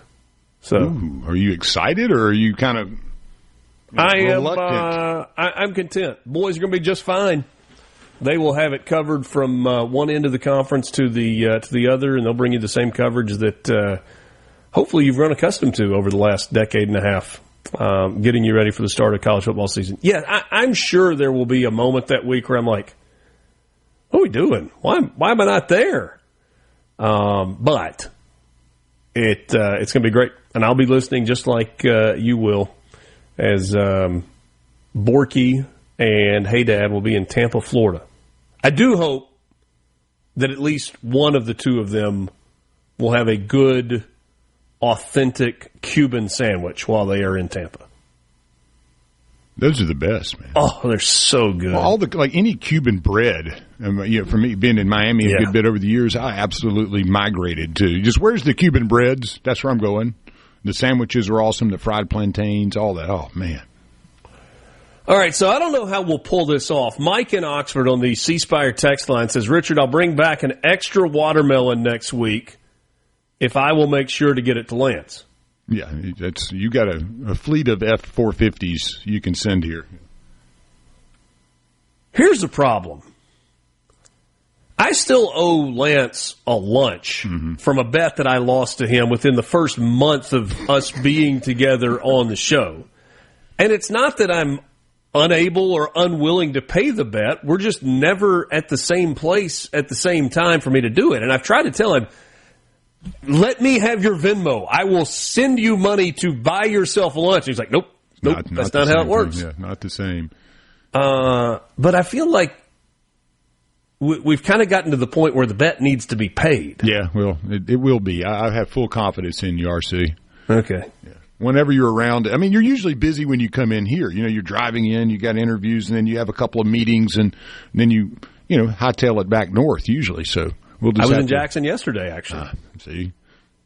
I left Oxford at lunchtime. I had a meeting in Jackson, and I turned around and drove right back home and was back home for dinner. It was like perfect, but there was no extra stuff in there. Yeah, well, I had my I went to lunch yesterday, treated myself to some dumplings, and I would have loved to have had your company as well. So whenever you've got an extra few minutes, I can eat fast. We'll knock that out at some point along the way. I got a bunch of eateries around here. I have this exact meal that I like, at each place. I don't veer from the path of enlightenment. I stick to what I know, and so I have kind of like a little, a circuit that I. You got a rotation? Yeah, I got a little circuit I'm running. Yeah, I get that. I get that. Yeah, the all-you-can-eat fried catfish is this weekend, though, so I'm looking forward to that. Is that in, the Richland area? Yes, that'll be over at the Igloo, Jerry's. That's kind of the place that we go. Yeah.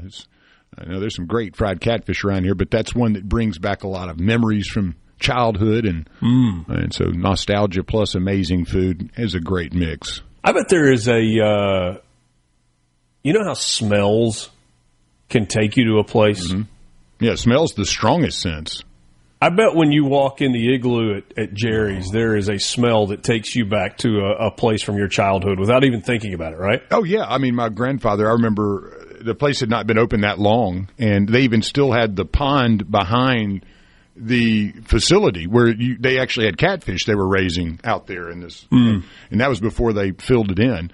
But we had my grandfather, I can't remember if it was his 72nd or something like that birthday. That's awesome. We had it upstairs, and I can remember it like it was yesterday. It's a two-story igloo. Yeah, they've got the upstairs. It's like a upside-down fishbowl. Do they have a basement also? No, it's just one base floor, and then above you where you're kind of looking at everybody. Yeah, like if you were looking down in a fishbowl. It's really a great place. But again, that the smell, like you mentioned, as soon as they crack the door open. Because we're like one of the ones, we'll get there and be in the first line going in. So once they open the door and all that fried fish and hush puppies kind of comes out and emanates to your nose, you feel like Bugs Bunny kind of getting drug in and pulled out of the rabbit hole, as Elmer's over there cooking the rabbit stew. It smells so good. You're like, oh, this is amazing. The smell that, you're like, hey, I immediately recognize, and it takes me to a different place. Now, my wife would say it's disgusting. Well, I like Handy Andy's smell. I mean, that's one. That's not what I was going to say. But my wife would say cigar smoke. Is disgusting.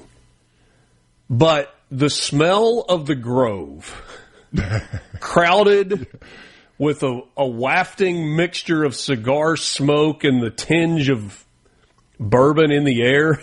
Is a unique, and it takes me to a place. Well, the bourbon, I mean, you can smell it when you walk, when you get about 100 yards from the Grove, you can smell Coke and bourbon.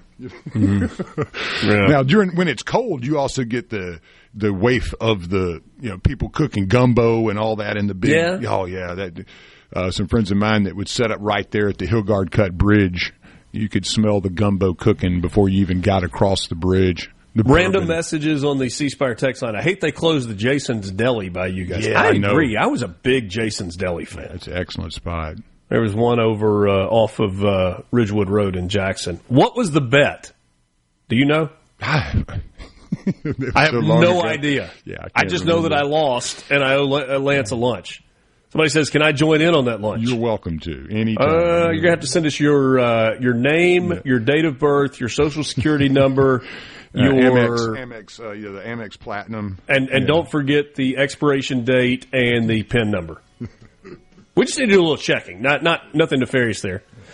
Richard, do they have the food delivery services where Lance is? Just order his meal and have it delivered. Well, I think it's the fellowship that's supposed to be part of it as well. Yeah, I want fellowship.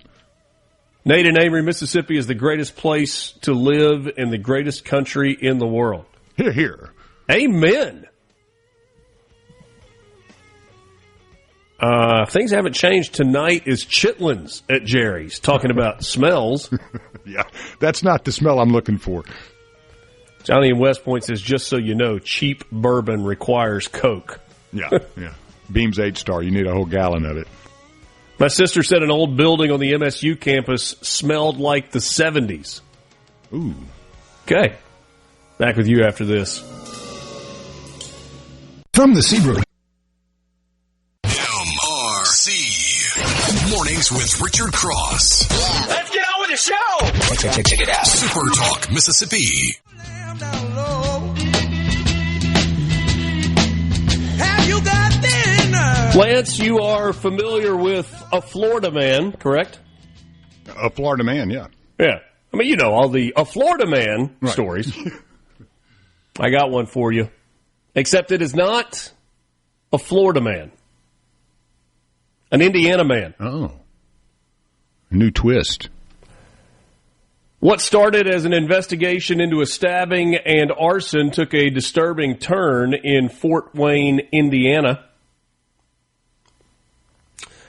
Back on the 6th of May, the Fort Wayne Fire Department investigated a fire at a detached garage.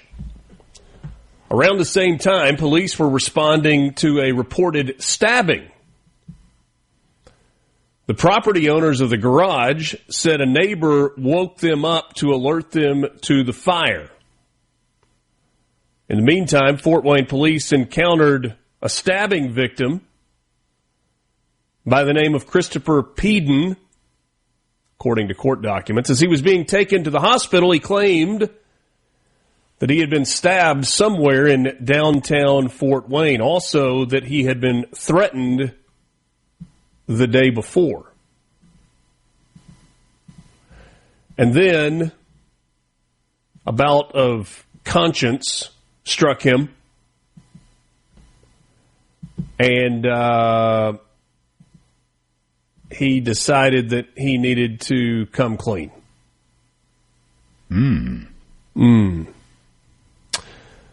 Reportedly, this man went inside the garage,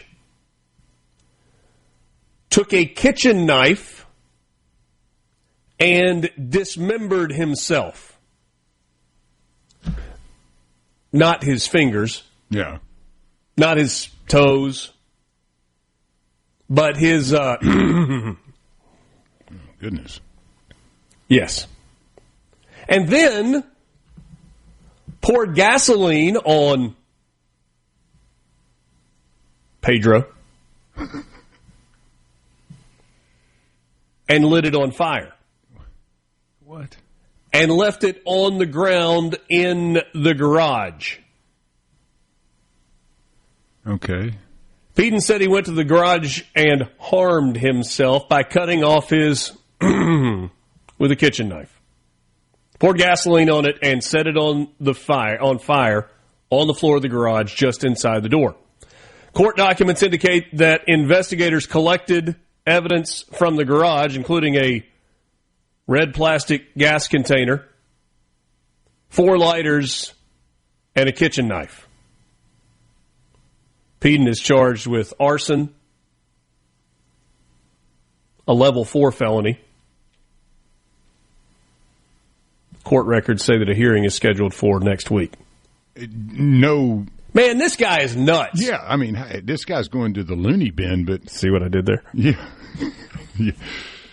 What in the world was his reasoning? Was there any... I don't know. Yeah, none. Just a crazy person. That's one of the more bizarre stories. It definitely sounds like it would have been something out of, California or Florida, not Indiana.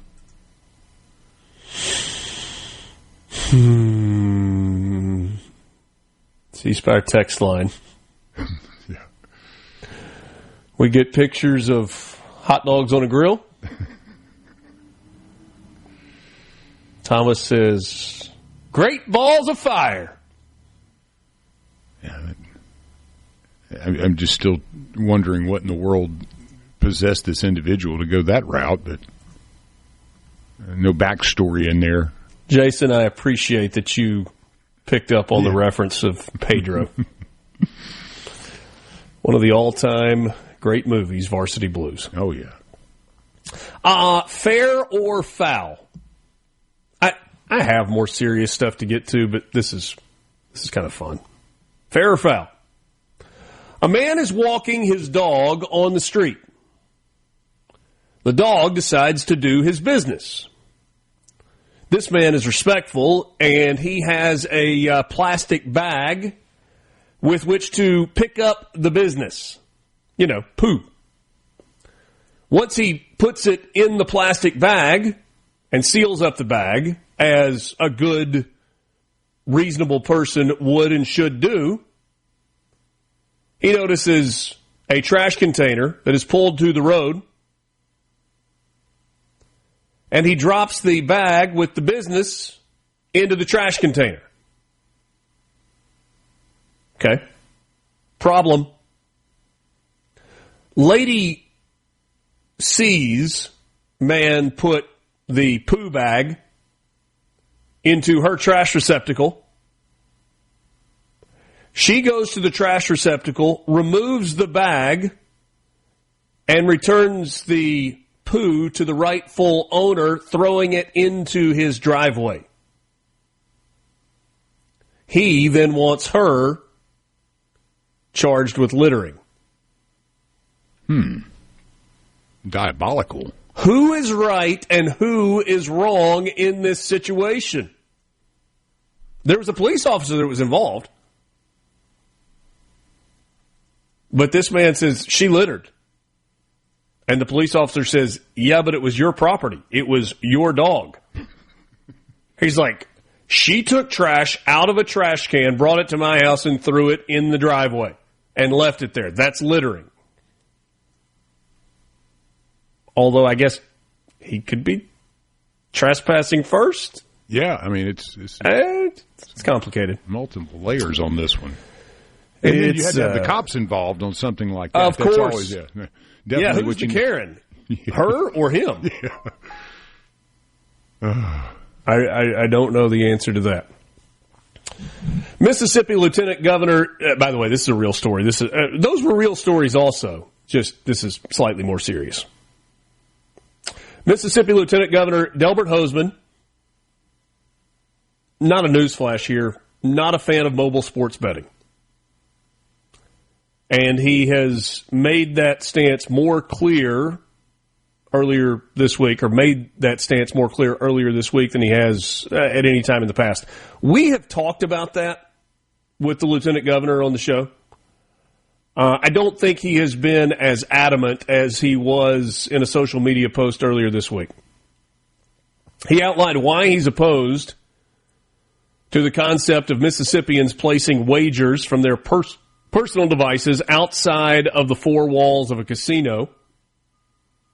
Hosemann wrote, quote, mobile sports betting wouldn't create a single job for Mississippians and comes with a social cost that is of increasing concern. The Senate should continue to reject this harmful legislation. I suppose I should say, in fairness, I have been critical of the chair of gaming in the Senate. David, help me out, Lance. I'm sorry. Hold on. I got it right here. This is just a temporary brain freeze. David Blunt. Yeah. Thank you. I've been critical of David Blunt and his stance on this as chair of the Senate Gaming Committee. And he may very well be against this. But when the lieutenant governor comes out as strongly against this, you recognize that regardless of how David Blunt, who's a Democrat, feels, at least in part, the direction is coming from the lieutenant governor. This obviously puts Delbert Hosemann and Jason White, Speaker of the House, at odds. Jason White has been a supporter of legalizing mobile sports betting since taking over as Speaker in 2024. Legalization of that particular priority has been one of Jason White's priorities. It's an issue that he's pressed to no avail. The House has passed it multiple times. The Senate has not. Hosemann raises concerns that legal mobile sports betting could play a role in suicide attempts spiking, along with other dangerously addictive behaviors prevailing in larger numbers than normal.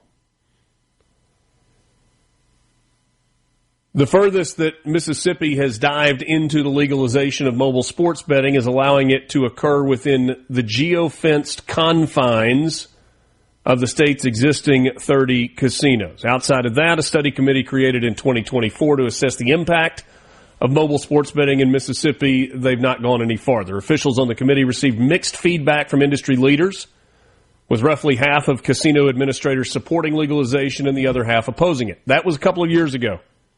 We have been told that that number is now more like 70-30.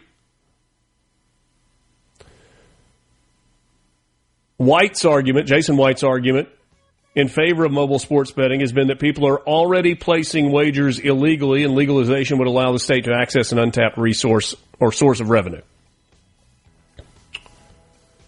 Jay McDaniel has told us, David Blunt has told us as well, that prediction markets are de facto sports gambling. They are available to Mississippians. There is no way currently to rule against those legally. And now sites like DraftKings have put side-by-side prediction markets next to their sports betting, so they're available in all 50 states. The lieutenant governor points out that this is probably less tax revenue than it would have been. It's available anyway, and there is an opportunity to pick up a revenue stream. We are not so flush with cash that we can turn away millions of dollars. I don't get it. I just don't get it.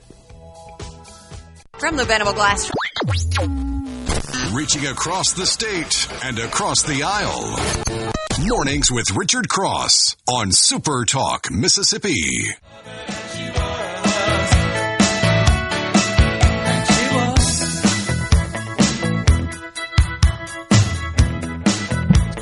One last time with you on this Thursday morning. Thanks for being with us alongside Lance Tolbert, Richard Cross. Mornings with Richard Cross presented by Community Bank.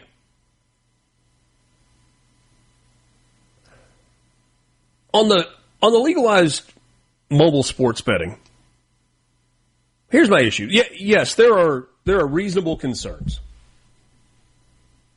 Addiction, gambling addiction, rise in suicide, concerns about prop bet markets that could influence college athletes. The problem that I have with this, and it's even like the forfeiture of tax revenue doesn't make sense to me. But more than that, gambling has been here, is here, and will be here, whether it is legal or illegal.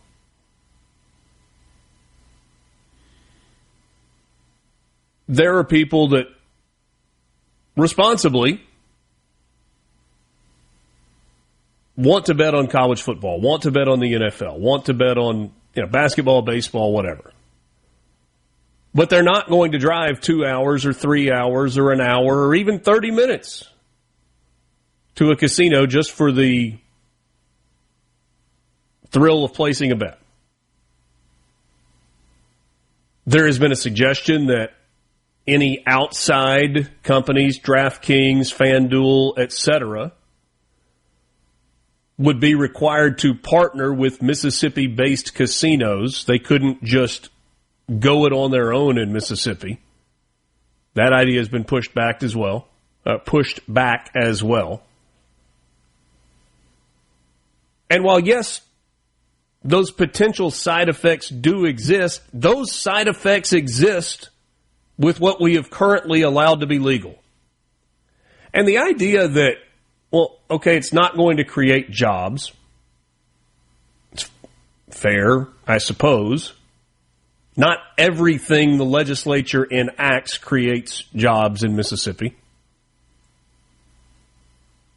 Sometimes you just do something because it's right, or you don't do something because it's wrong, or you do something because it's what the people want. The idea that the casinos will stop investing into their brick and mortar properties and contributing to the Mississippi economy because you legalized mobile sports betting is one of the greatest red herrings I've ever heard. People that want to go to casinos want to go to casinos. People that go to casinos because they like them will continue to go to casinos. There is an experience that is related to going to a sports book and watching a game or a tournament in that venue, and people will continue to do that. But they don't do that every single time they want to place a bet. Unless that's what they do for a living or they are a true degenerate. It's an occasion. It's an event.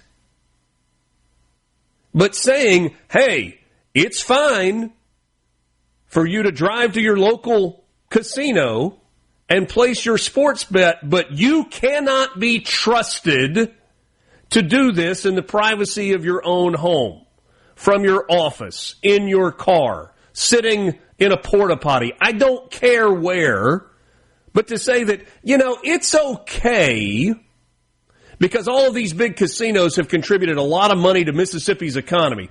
It is okay. We are willing to run the risk of you being addicted to gambling or you harming yourself as long as you do it inside the walls of one of our casinos.